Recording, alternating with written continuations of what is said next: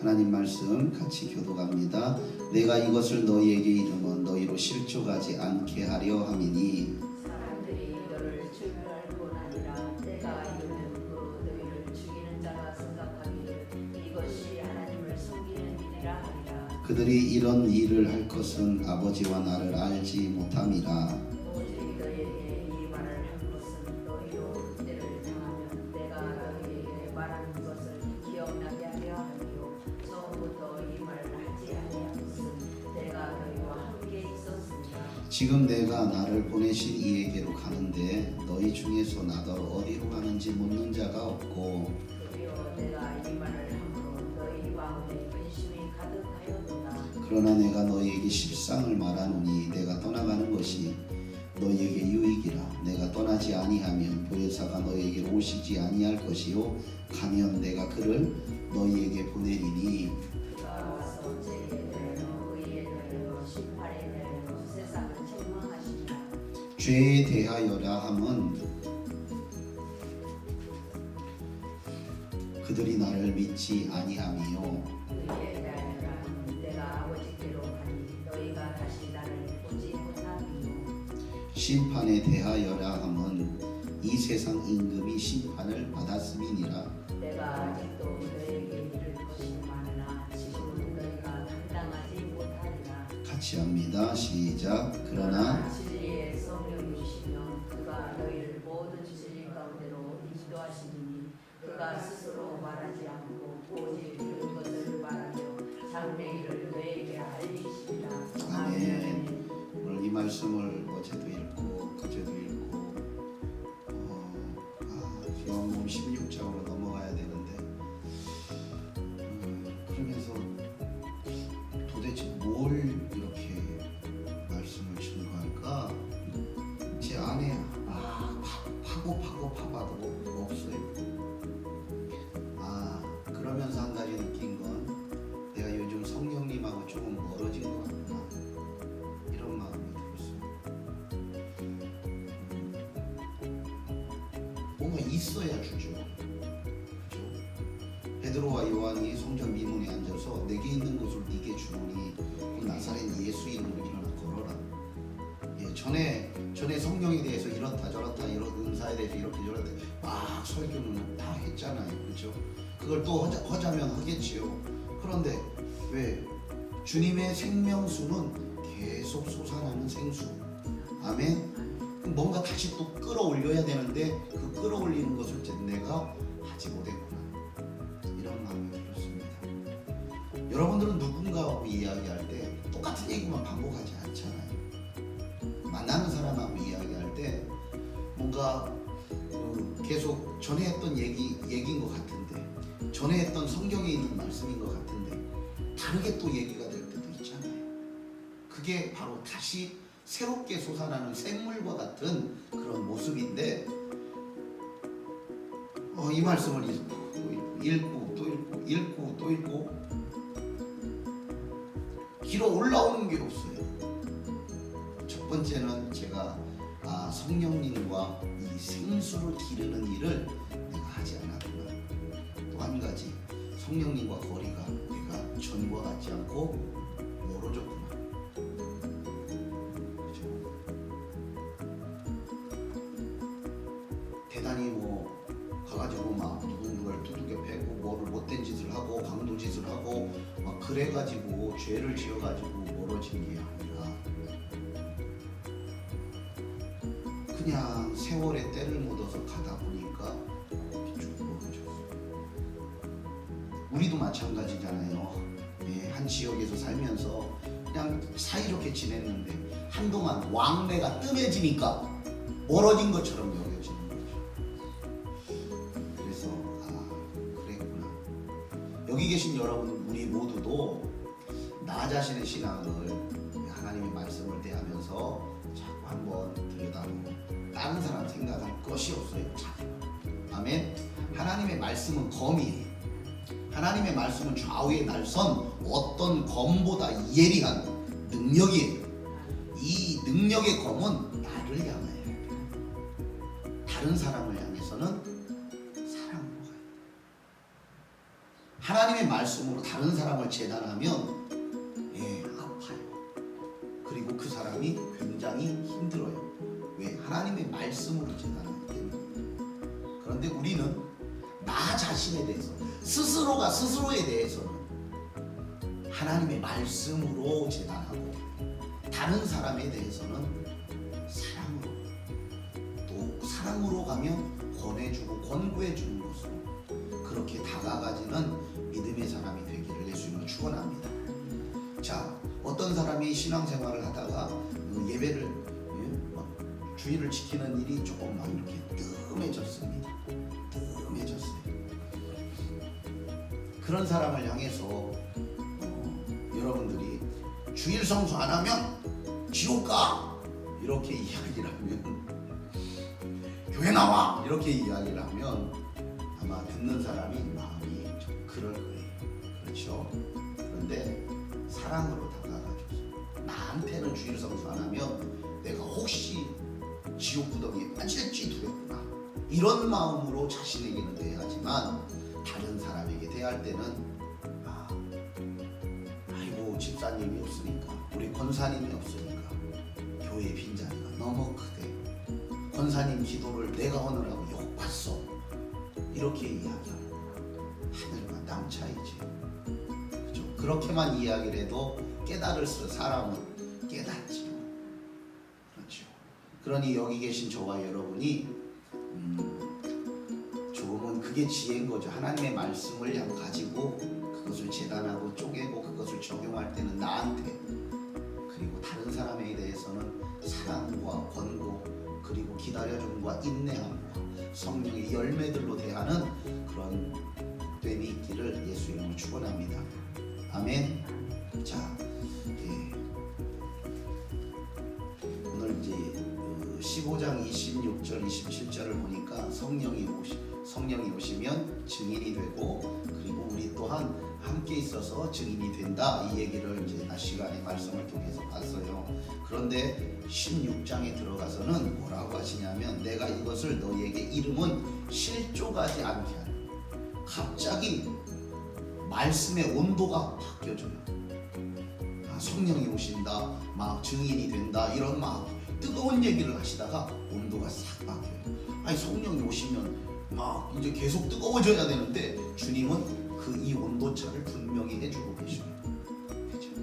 목욕탕에 우리 권사님 자주 가시나 모르겠지만 이제 막 뜨거운 물에 이렇게 해서 막 있다가 찬물로 확 들어가면 몸이 막 거의 얼마나 막 개운하고 그런지 몰라요. 네, 그런 것처럼 오늘 주님께서 말씀의 온도차가 이 한 절 사이에 확 바뀌어진 것을 볼 수가 있습니다. 자, 그 온도차는 왜 그럴까? 오늘 이제 그걸 조금 추적해 가보도록 그렇게 하겠습니다. 자, 실족하지 않게 하려 합니다. 이런 얘기부터 한번 조금 이렇게 파보겠습니다. 실족하지 않게. 실족한다는 건 뭐죠? 믿음의 길을 가다가 넘어진다는 얘기죠. 믿음의 길을 가다가 곁길로 간다, 이런 표현도 되겠지요. 그렇게 된대요. 아니, 성령께서 오셔서 일을 하시는데 왜 이런 일이 생기지? 그런 일이 생기는 이유를 2절에 기록하고 있습니다. 함께 읽어볼까요? 시작. 사람들이 너를 즐거워할 뿐 아니라 때가 이르면 무릇 너희를 죽이는 자가 생각하기를 이것이 하나님을 섬기는 일이라 하리라. 아멘. 실족하는 일이 생기는데 무슨 일이냐면 출교를 시켜버린대요. 이 출교를 시켜버린다는 얘기는 뭐예요? 그만 한 울타리에서, 자 여기 보고, 한 울타리에서 너 울타리 밖으로 나가, 넌 우리하고 같지 않아. 성령이 왔는데 이런 일이 생긴대요. 그럼 이런 일은 누구한테 생기는 걸까요? 성령을 받은 사람, 성령을 받지 않은 사람? 어떤 사람일까요? 1번 성령을 받은 사람, 2번 성령을 받지 않은 사람. 1번일까요? 2번일까요? 몇 번? 얘기하셔. 얼른 몇 번? 얘기하셔. 몇 번? 1번 성령 받은 사람.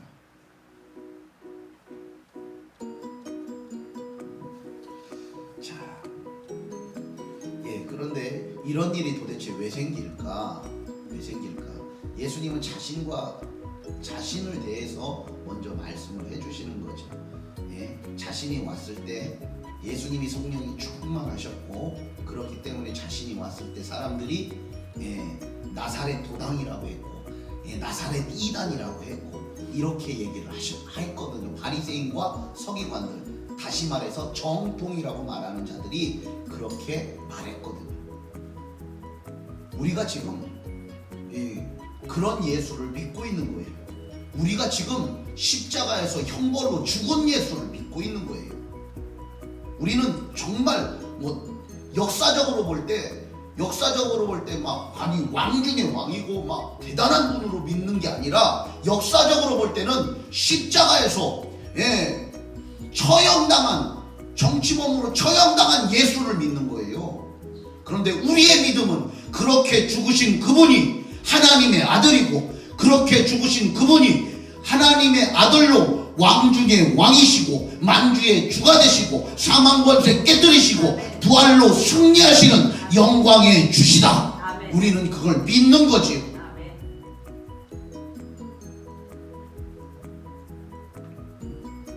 지금 예수님 당시는 예수님은 나사렛 도당이라고 했고 나사렛 이단이라고 했고, 그래서 예수님을 울타리 안에다 두지 않고 울타리 밖에 뒀어요. 그러면서 바리새인과 서기관 대제사장들은 죽여야 할 자로 취급해버렸죠. 그렇죠.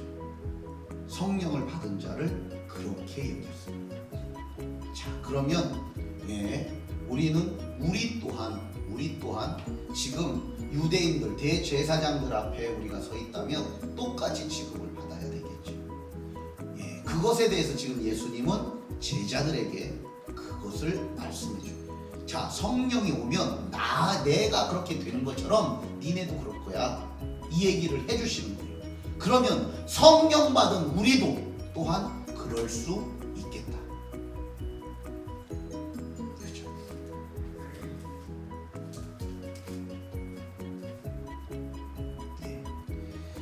자, 이것 때문에 실족하는 일이 생긴대요. 실족하는 일이. 그래서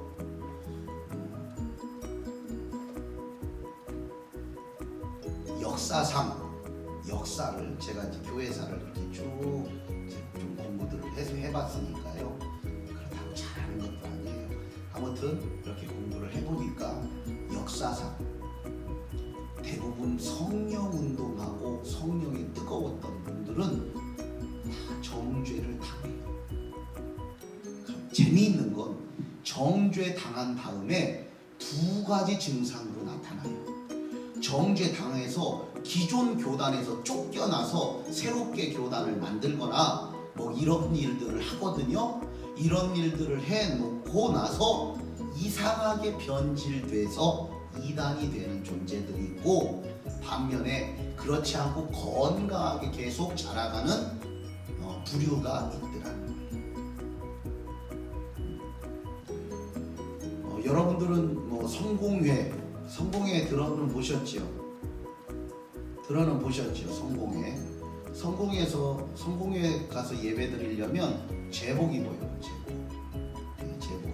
평신도들은 제복은 안 입겠지만 대충 좀 교회에 직분 있거나 이런 분들은 계급처럼 제복을 입어요. 그리고 여기에서 말씀 전하시는 분도 제복을 입어요.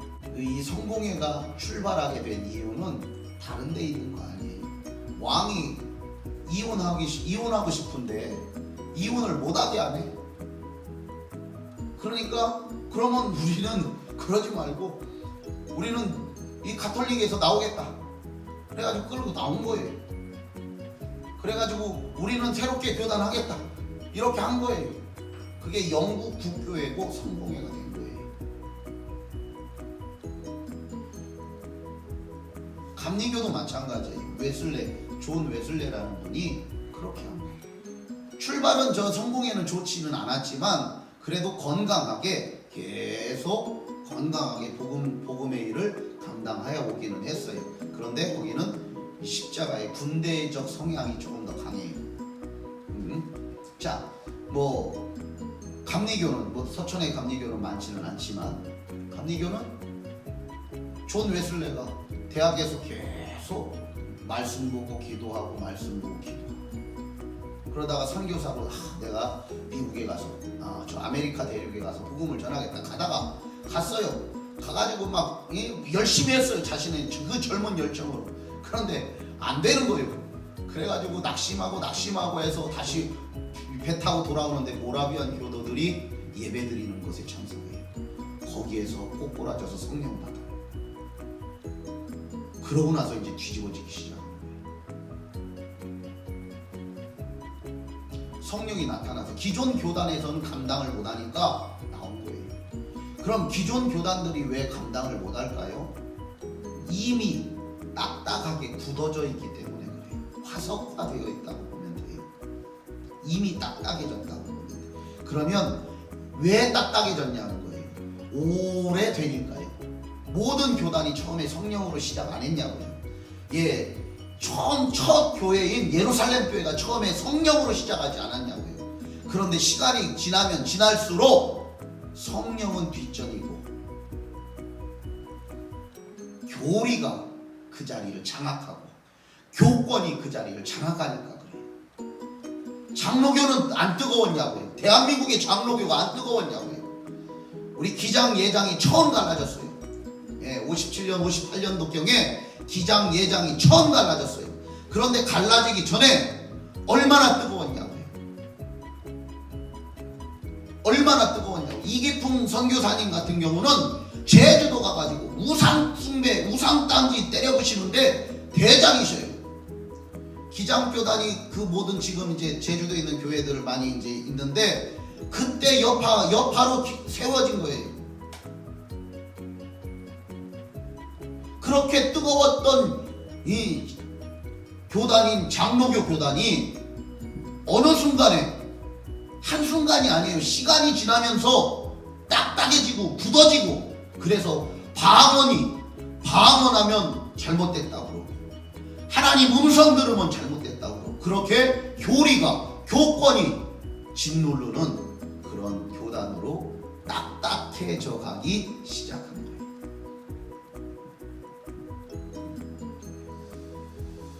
그러니까 성령이 임하면 이 딱딱해진 것이 견디질 못하고 이게 다시 확 뒤집어지든지 아니면 견디지 못해서 터져나가야 돼요. 이런 일이 생기는 것이 성령의 역사입니다. 여기 있는 저와 여러분이 성령을 받았다면 내 마음에 딱딱해진 것이 뒤집어지든지 변화되든지 확 달라져야 돼요. 아멘. 아멘. 우리의 딱딱한 게 뭔지 자신을 보면 알아요. 신앙생활 이쯤이면 됐지 하는 한계선이 딱딱해진 거고요. 나 이 정도 하면 잘하고 있어. 이것 자체가 딱딱해진 거고요.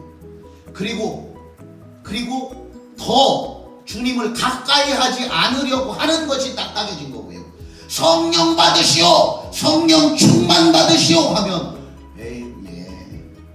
그거에 막 마음이 막 이렇게 타오르지 못하는 것이 딱딱해져 가는 거예요.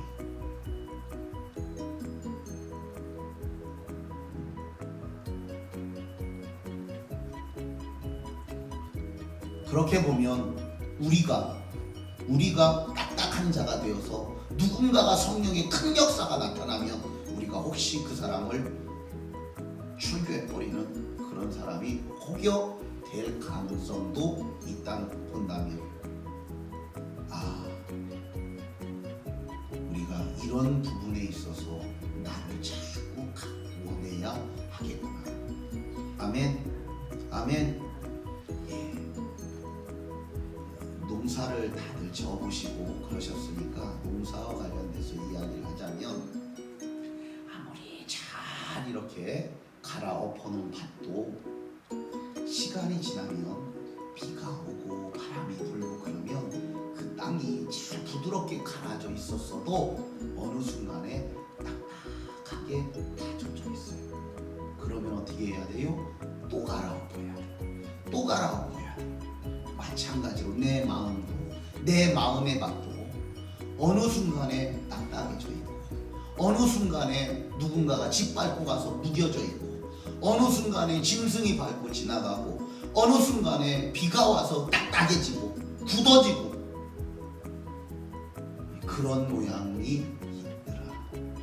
그러면 우리가 길 같은 내 마음과 누가 밟고 지나가서 딱딱하게 굳어진 마음, 다시 말해서 저 사람이 뭔 말하고 저 사람이 뭔 말하고 저 사람이 어떤 행동, 저 사람이 어떤 행동이 내 마음을 짓누르고 밟아서 딱딱해진다면 이거 뒤집어야 돼.